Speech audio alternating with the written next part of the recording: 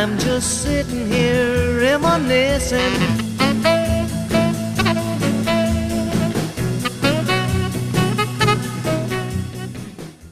Hey, first of all, we should just say that today is, May the 30th, 2011. Tell some favorite grandpa and grandma stories and little vignettes as we can think of them.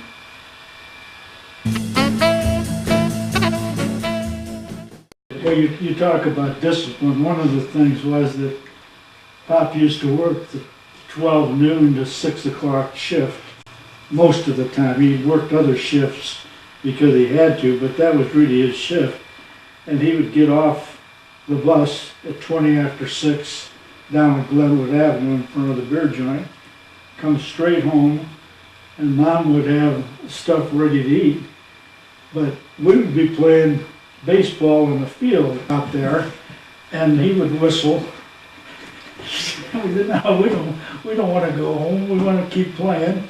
And then he would whistle again, and by God, you better be there on the second whistle, because If you had a half of a swing of a bat, yeah, you better drop that bat. yeah. But we always tested him a little bit. Yeah. We didn't go necessarily on the first whistle, but he had his own whistle that he could whistle either with his fingers or just his lips, something that we could hear. But we knew that on that second one we better get home. But you knew that the discipline was going to be pretty strong if you didn't do what he wanted to have done. He ran the roost. He was the boss. Did you ever get really disciplined? I was never killed, but maybe close to it. My worst one was when I was in high school. I agreed to go to a party with one of the guys in the class. He had a car, and he picked me up and drove, and the party lasted till 3 in the morning. Wow. And when I got home, I got 3 in the morning's worth of discipline. But I mean, I couldn't get home because I didn't have a way, but I mean, I'd never been out, much past dark. Yeah. Yeah.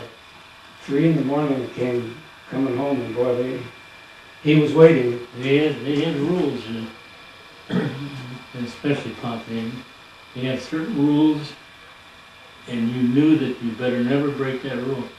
I got in real trouble with Pop once.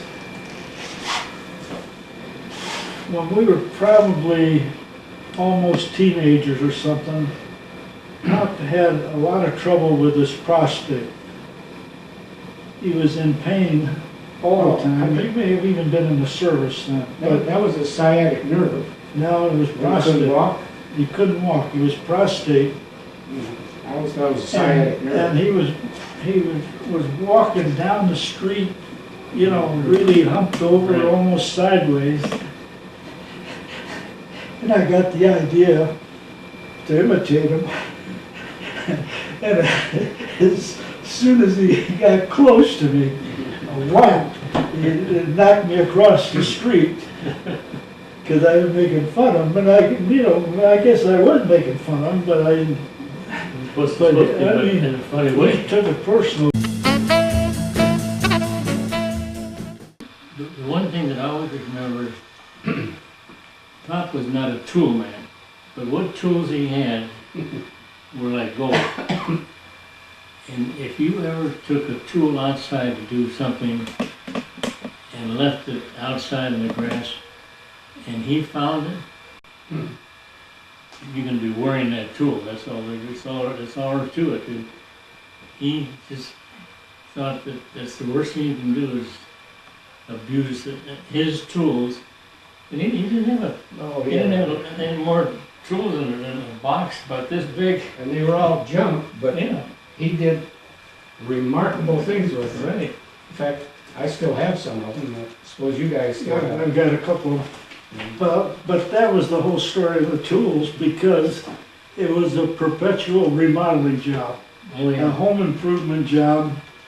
from the word go. He would, starting in the basement, when it was a dirt floor, and I think you may have been in the service at that time. Actually had a dirt floor when we were kids, and he and a couple other guys got concrete and they poured it, and then the basement walls were just tile and they leaked, and somehow or other he built An extra a little wall about 2 inches, and they poured concrete down there, and that kept the water out the rest of the time there. You always have to remark, for a virtually uneducated, in effect ignorant person, he had more smarts than you could shake a stick at. Yeah. Yep. He would tackle anything, but where in the hell he got, Yeah. He should have been in business for himself doing something, yeah. and I think that he would have, I tell you, the one that I always go back to that blew my mind is wintertime when the water line froze at the house. And I got the plumber from down at the building. And I told him the problem. He said, well, yeah, I'll come down and hook up our generator. And they hook up the 2 lines from the generator up to the water line. They can heat it and thaw it out. So he did that. And then, I don't know how much later it was, the lines froze again. Pop went down, they got a wire from here, and a wire from there. Zap, he blew all the fuses. He saw the guy, hook up 2 wires, and he just did that. How in the hell he didn't electrocute himself? of course, I put in that shower downstairs by Toilet. himself, and then he had that contraption on the water heater that he added copper, this during the war, added copper tubing inside the furnace, back out, and then over to the water tank. Oh, And he was using the heat from the furnace to heat the water. to heat the How in water. the hell he ever figured that one out? I'll never know. I don't know how he molded those pipes, because they were only that far apart, and they had that big bend on it, and how he got it, I don't know. Let's see. How about that driveway? Oh, the bricks. Brick driveway? Well, you had a part in that, did you, when you came home on leave? It would help a little bit with that thing, but even to tackle that thing, and even to say, well, I'm gonna do that, I couldn't get enough energy today to even say that. Or to keep the grass out. Yeah, yeah. He would weed that thing, get on a stool and sit there and weed it. He was wearing out the bricks, putting them in, taking them out. And I don't even know if it was us. It was one of your kids. Jeff was the guilty one. That- There was a fascination with those wine barrels, those kids, yours, and they always wanted to go down there. And then Pop had actually made a little trench in the concrete from the Barrel barrels to the sewer. into the drain. Yeah. Then Mom was the one that saw the wine flowing in that little creek. And she never let Jeff forget about it. And When they saw that they were losing all that wine, I thought, oh, they're losing it their. was precious wine. Oh, yeah. Well, my favorite thing was when they drank a bottle of wine and they said, Tony, go fill it up. I'd fill it right to the very top, but I'd drink the neck down to where I could drink a little bit before I took the bottle, because you didn't want to bring a bottle up that was that low. But Well, I can remember working in the area, going there and eat, and he said, go down and get a bottle of wine. And I went there, and the thing exploded and went to the ceiling, and got all of the wine marks on the ceiling. It was rather embarrassing. But why would it? What room? Where? in the kitchen, we were going to drink this, you went like this, and boom, and that thing exploded like champagne. Wow. He didn't have a good explanation for it, but That wine always was ice cold. It was right from the barrel. It was. well, but he always refrigerated his wine. He never drank it at Yeah. room temperature.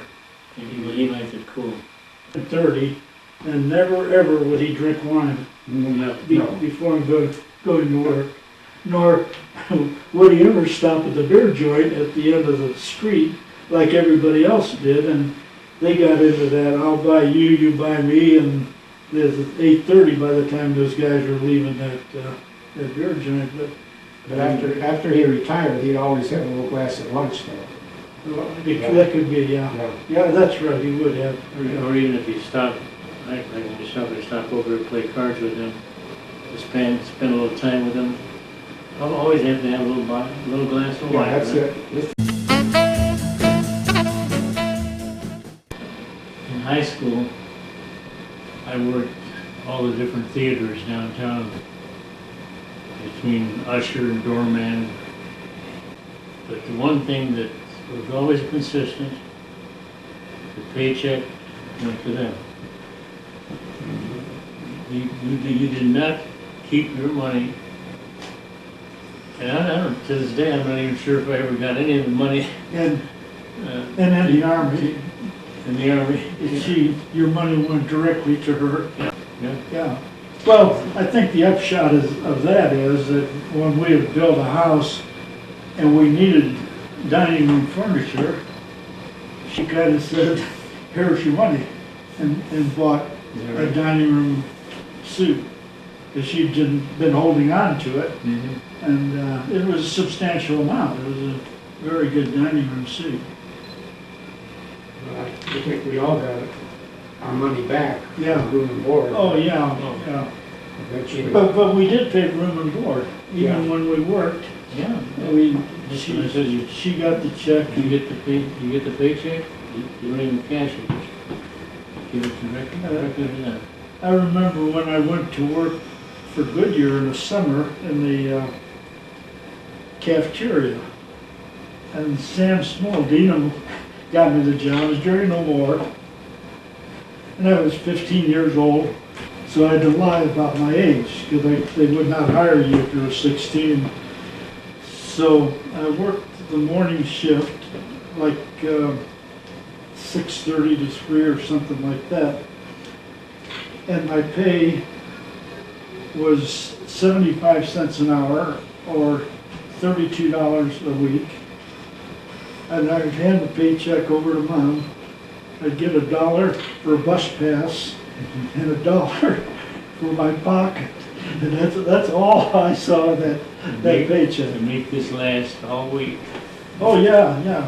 But working in the lunchroom there, there was always the soft drinks, there was the packaged stuff that you could eat. You didn't have to really go out and do that, but you got $1 and a bus pass. Doing these, but Pop would not let me take a job. Is that right? I could cut grass, but as far as going somewhere, taking a job, nope.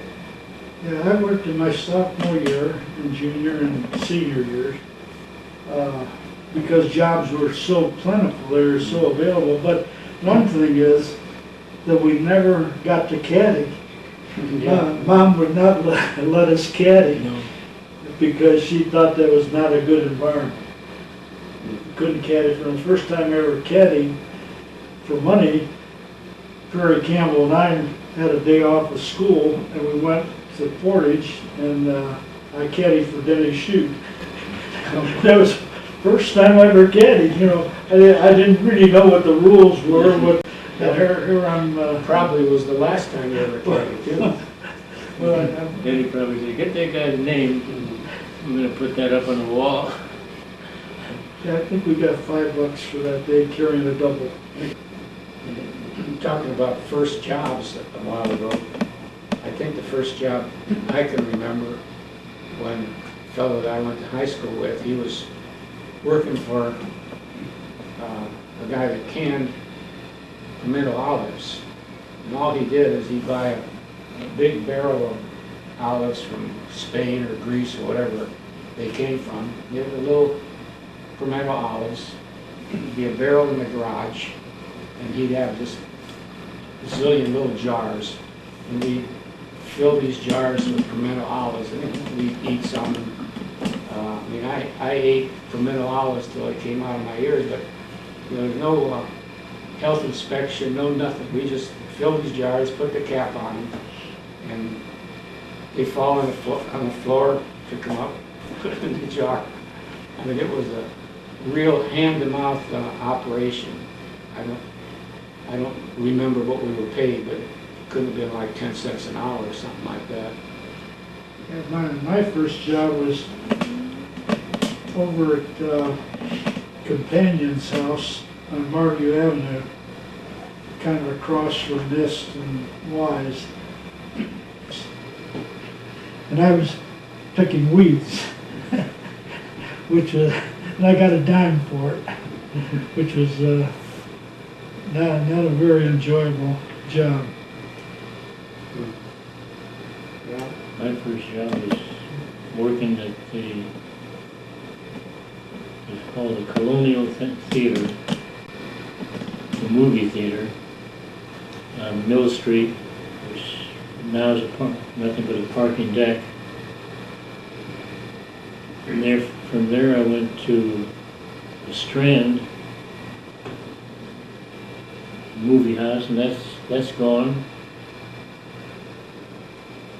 And then from there I went to Palace. Now I like Palace. He closed a lot of movie houses. Yeah. Well, you got me in two of those jobs. I got a job at Colonial through you and at Strand. Is that right? The only guy I remember at Oaks, what name was Oaks?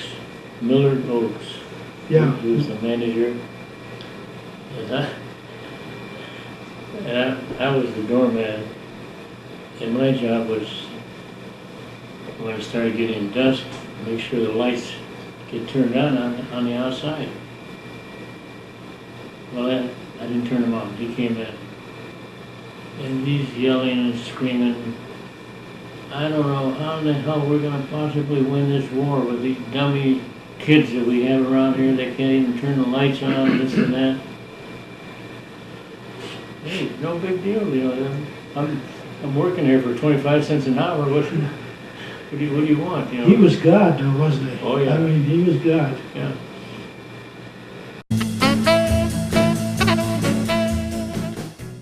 Just what we learned chipping around the house.